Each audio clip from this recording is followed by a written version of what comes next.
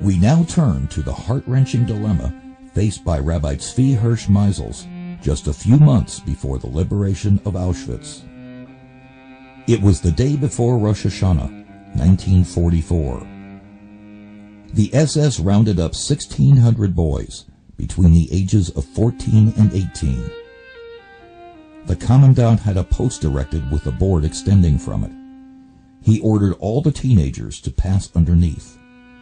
Those that were tall enough to reach the board were deemed mature enough to continue working and were sent back to the barracks. Those who did not were selected to be sent off to the children's block under the watchful eyes of the capos to await their terrible fate. The next day, Rosh Hashanah, it became known throughout the camp that these 1,400 boys, many the only surviving children to their parents, would be exterminated that evening. Parents pleaded and bargained with the capos for any means or conditions by which they could spare their children.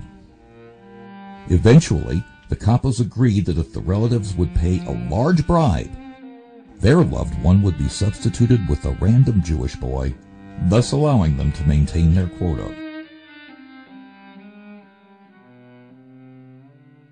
A simple Jew approached me with a desperate question.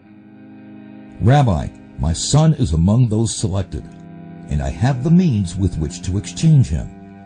Is saving my son from having the noose placed around his neck my only responsibility, or must I be concerned with the fact that the noose will be placed around the neck of another innocent Jewish child? I need to know the law. May I or may I not save my son?"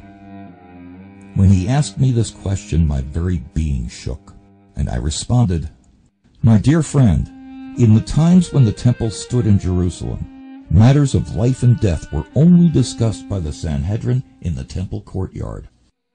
How am I, here in Auschwitz, to deal with such a problem?"